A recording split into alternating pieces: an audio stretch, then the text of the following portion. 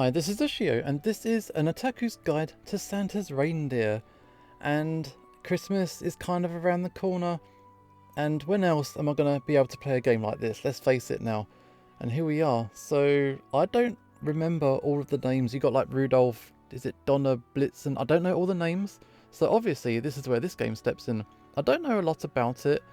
I'm not even sure it got completed.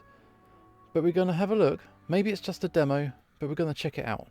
What is your name? Okay, I guess today we're gonna be Alice. Okay, it's Mother Tracy. Okay, have I made myself clear? Why, what's that? No. I looked at Mama, her slender, joyful face, instantly making me feel a lot better than everything Mama said gone completely over my head. Mama's the first one to start laughing, and soon enough so am I, much to Mum's disdain. She holds her palm to her round face and shakes her head at me, her budding scientist daughter, and her wife, a less than serious oceanographer. Okay, so these two are married. Okay, so this is Tracy. Alice, I expected this from Karen, but can you try and be more serious? Sorry, Mum. It's just that you kind of lost me back at the whole biomolecular structure of life thing. Okay, so this is us. And they're having a massive science discussion? Of course they are. It's not a thing. Sometimes I wonder if they completely cut me off from the gene pool and only cloned you, Karen. What? Come on, dear, that's not nice. Okay, so, yeah, so we got, is it Tracy and Karen, and we're Alice, so we're their daughter. Cool. Mama tries hard to suppress her laughter, but once she starts, it's too hard for her to stop. Go on, explain it again. Mum lets out a heavy sigh. As much as she hates repeating herself, she loves giving lectures more, so she jumps right into the point of discussion. Mama and I sip on our hot cocos and try our hardest to maintain serious expressions. I really don't see why I should have to explain this again. You two, of all people, should understand well enough that magic is, to put it simply, highly unscientific. Oh, but wouldn't it be nice if there was magic? Mama gives me a conspirational wink, as if we both have some sort of hidden knowledge and know that it's true. I'm not entirely convinced either way, but I love them both too much to take a side. Yeah, it would be nice, but it just isn't the reality of things. We don't concern ourselves with what might be nice, we concern ourselves with what might be true. The fact that our planet's dying, and that we're simply too late to do more than monitor and reduce the consequences with band-aid solutions, may not be a very nice idea, but it's still true. Is this Christmas or what? Yeah, you sound like a pessimist, dude. Okay, and you know what I say about pessimism. You only find the answers you expect, and they'll never be good. Alright, cool. We chant at the same time. Before Mama can finish, she erupts into another giggle fit and pokes me lovingly on the nose. No, honey, looking to prove yourself right is simply bad science. Exactly, and you may not be a bad scientist right now, but pessimism will eventually make you into one. It's like an evil curse, so I was not expecting a discussion on scientific truths. I was wanting these reindeer heads, so let's keep going. What was once good and pure will become tarnished by pessimism, and you can't hope to save the world like that. And it will make you into the biggest worrywart this side of the hemisphere. Oh, but she's always going to be the biggest worrywart any side of any hemisphere. Mum scowls at Mama. It's rare for her laughter to stop so suddenly, but the sight of Mum displeased and upset brings all of Mama's giggles into a hiccuping halt. I'm not a worrywart. Okay, I'm sorry, my little snowflake. I was only teasing. You're not a bad scientist, and you're certainly not a worrywart. You're one of the best scientists I know, and you of all people should know there are all different kinds of truths, just like there are all different kinds of love. Okay, Mama rests a hand on Mama's face and looks longingly into her eyes as she tries to smooth over her mistake. Mum reaches her own hand up and holds Mama's, squeezing it softly before putting it to her mouth and kissing Mama's knuckles. Not in front of the children, come on. That's my snowflake. You're really a sappy one. Don't make it sound like you... Oh, sorry Alice, didn't notice you there. Yeah, thanks. Mama blushes, somewhat ashamed that she hadn't noticed me staring at them. I know the normal reaction would have been to look away in disgust and embarrassment from watching my parents make goo-goo eyes at each other, but honestly, I love seeing their happy expressions. The only bad part is the pang of envy I feel from not having a relationship like theirs. Right, anyway, although I'm willing to accept that pessimism gets us nowhere, I can hardly see the point in entertaining the idea that magic exists. That's okay, someday I'm going to prove it to you, and then you're going to eat your words. Mum opens her mouth to speak just as an alarm goes off in the lab. Go on, time to observe the sample again. You know how much the lab hates to be ignored. Mama shoos Mum away with a kiss on the cheek, whispering something into her ear, and I can't quite hear it. Yeah, well, it still amazes me that even after almost 30 years of marriage, Mum acts like a teenager with her first crush whenever she's around Mama. This has always been the kind of love I've hoped to find someday. I wander outside to look at the northern lights. Looking at them makes me feel a little bit better. It helps me to remember all the reasons I was excited to come here, even though I'm so far away from my friends and all the things I used to know. As much as I know Mum's right, that the things we call magic and love and mystery are all unexplainable using science and hard facts, I just can't give up on the idea that there might be a little magic in the world. That's why I wanted to become a scientist, like my mum's in the first place, to discover all the unknown things of the world. I thought I'd find you out here. Okay, here comes Mum. Mama stands beside me, wrapping her large pink scarf around my neck. She's always so gentle and moves so carefully that it's calming just to watch her do the simplest of things. Sorry, I know I should stay inside and help out. I just wanted to get a little fresh air. I never told you anything like that. Tracy did, though she is right. Where are they? If it's the Northern Lights, does that mean they're in maybe Iceland? Or Norway or somewhere? You don't say that much. Or maybe Greenland, as it's going to be like reindeers and Santa and stuff. Okay, I know. And well, Tracy might be right about some things, but there are times when even she's wrong. You mean about magic? You must think I'm a little mad for thinking that way, right? Well, you are a pair of scientists who live in the middle of nowhere. That sounds pretty mad by itself. You didn't have to move here with us, you know. I want to make sure that you understand that. If you ever want to go back, we'll completely understand and... Hold on a sec, I never said none of that. I wanted to come here, and I still want to be here. But we're so far away from home, though. No, we're not. I've got you two. You're all the home I need. Yeah, you're so much like Tracy. You always know the right thing to say. I hope so, yeah. So, why do you believe in magic? Well, it's pretty hard for me not to. Yes, even though I'm a scientist, I think it's hard not to see how everything in life must have a little drop of magic in it. Perhaps I'm just a romantic who never let go of the idea, but I think that love is magic's greatest proof of existence. No matter what atoms or chemicals are at play, a feeling as strong as love isn't something that can be explained away so easily. It's so wholesome. Science is all about discovering the impossible, and magic is about realising that even the most seemingly impossible things have always been possible. I mean, at one point in time, the idea of us having you would have been impossible, but through science and a lot of love, here you are. Thanks, Mum. Okay, no need to thank me. Would it be okay for me to go out for a walk? I want to get a better view of the Northern Lights. Okay, dear, but just remember to radio back at the hour. I won't be able to save you from your mum's wrath if you don't. God forbid. I'll see you in a bit, Mama. Love ya. I love you more, sweetheart. I love you most. Alright, cool. She gives me a tender smile and a pat on the head before heading back into the shelter. I tighten the scarf around my neck and start to carefully trek across the snowy field. There's a light drizzle of snow falling down as I look up at the colours dancing in the night sky. From the corner of my eye, I see a perfectly formed snowflake fall into the ground. Instinctively, I reach out to catch it, but a slight gust of wind blows it away. Come back. As it quickly but gracefully drifts away into the night, I begin chasing after it. There's something in the back of my mind that tells me this snowflake is special. I have to have it. Every time I feel close enough to touch it, another gust of wind keeps it from my grasp. I'm so focused on the snowflake that I don't even notice the wind picking up and the flurry of snow getting heavier. As the weather starts to get more menacing, more snowflakes begin turning up and blowing around in the same way as the one I first saw.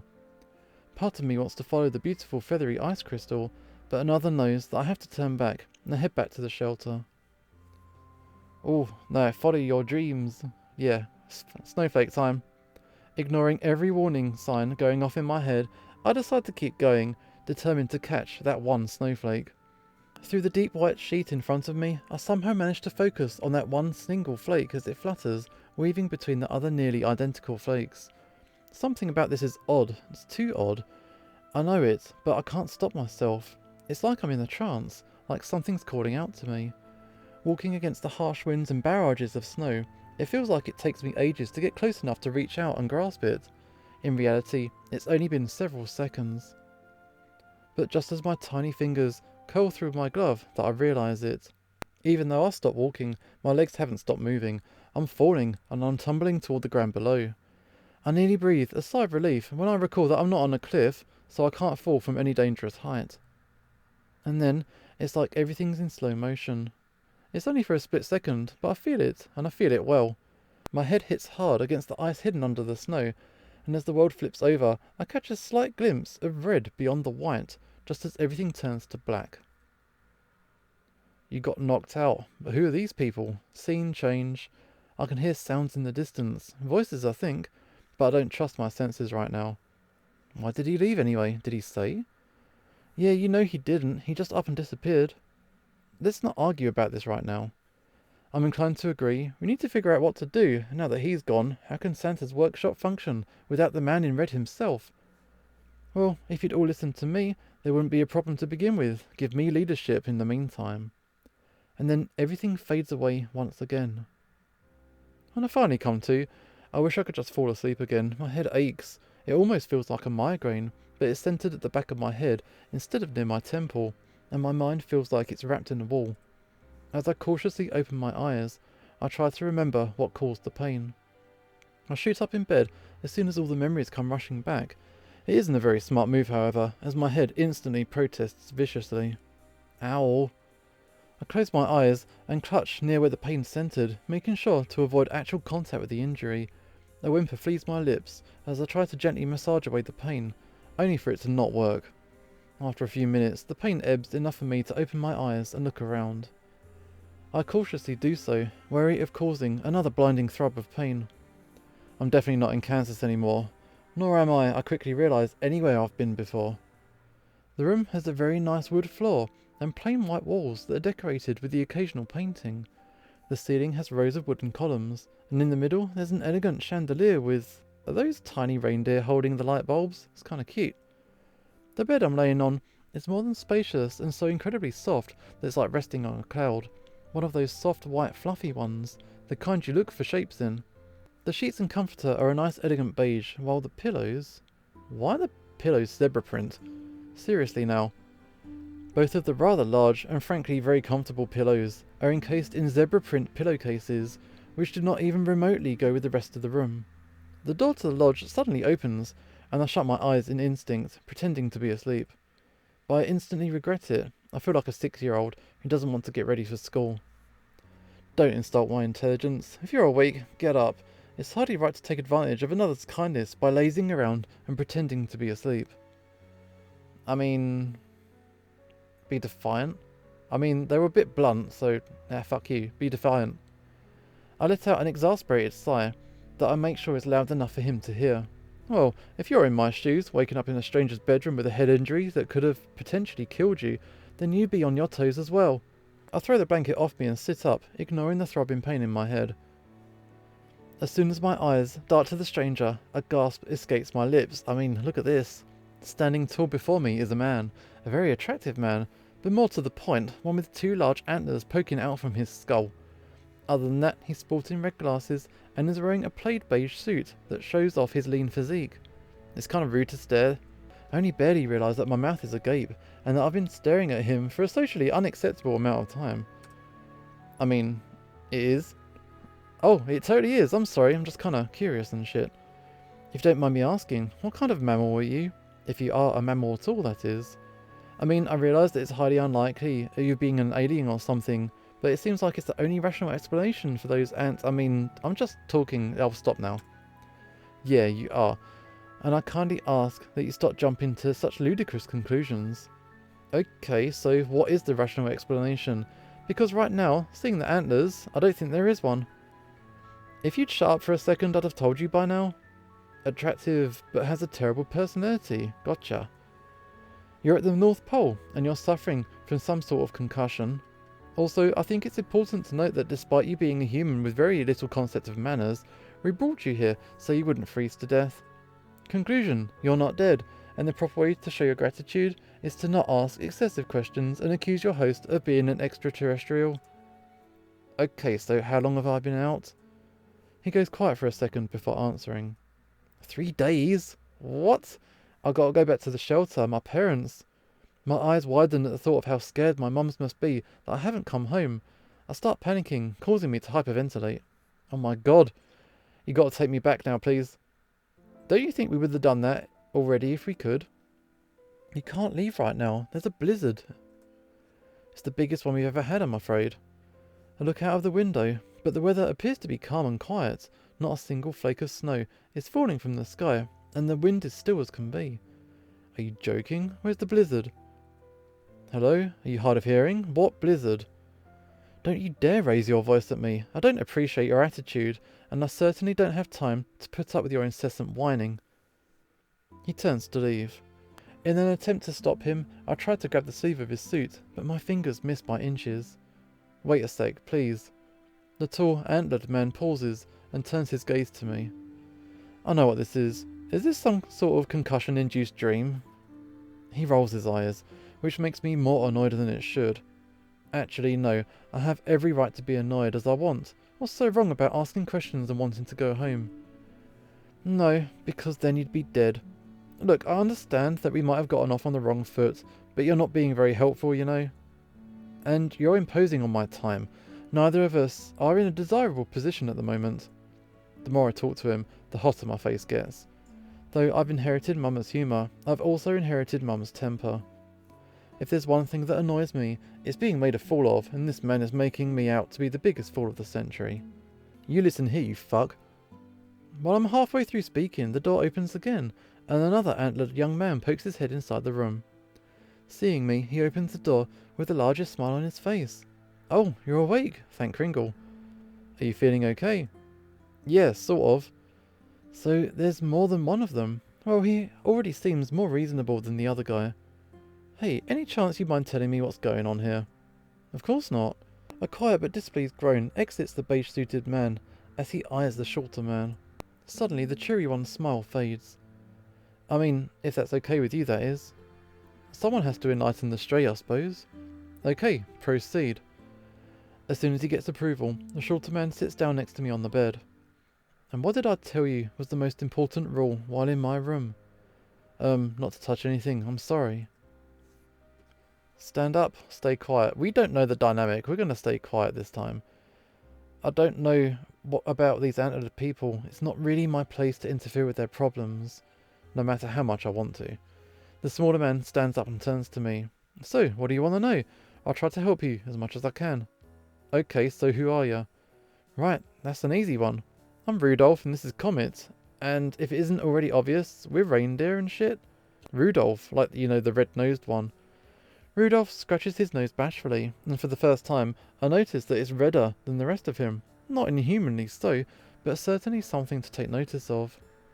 So you've heard of me before. I'm sorry, it must be strange, but... No, are you kidding? You're the most famous reindeer of all, my god! I can't even speak right now. This is fascinating, sweet baby Jesus. Tell me, can you fly too? I mean, like, how are you now, in humanoid form? Or is there some sort of transformation thing involved? Do you have... Suddenly, the biggest realization hits me like a ton of bricks. Wait, oh my god, does this mean Santa Claus exists? Is he here? I've got so many questions. Like, there's no possible way that he actually travels all over the globe, giving out presents to 7 billion people in one night. It'd be an anomaly. Also, how does he fit through all the chimneys? According to popular belief, he's a bit, you know, on the heavy side, unless he's actually ripped and muscular and shit. And then there's the whole making children sit on his lap to tell him what they want for Christmas thing, plus he knows when you're sleeping and when you're awake. Don't get me wrong, I'm not saying he's a sex offender or anything, it's just kind of questionable. He even sneaks into people's houses while they're in bed. I mean, it's kind of breaking and entering, isn't it? Doesn't he know that that's kind of illegal? He's not actually a pervert like everyone makes him out to be, is he? Great, she's the fangirl. Just what we needed. I think it's kind of sweet in a way. 100 questions are whizzing through my head at breakneck speed, and it's hard to contain them all, but I know I have to calm down. Idiot, do this properly or don't do it at all. I take a deep breath and tell the butterflies in my stomach to jump off a cliff. Okay, let me try that again. We ain't got time for this, the others are waiting. Others, you mean? Do you want to meet them? Do you even have to ask? I quickly stand up, forgetting that I've got a concussion, and immediately get whiplash. Oh shit. I reach out and stumble before Rudolph catches me. Here, let me help. You should put your coat on too. Everybody's outside. After I slip my coat on, the infamous red-nosed reindeer puts his arm around me and Comet opens the door. Wow. So I think that is a bit of a weird introduction. So we're a girl in the middle of the North Pole. We kind of knocked ourselves out, woke up amongst all these talking reindeer people kind of thing. It's a little bit weird, but we're going to go for it. But I think that'll do for this video. This is Usho signing off, and hopefully I'll see you next time.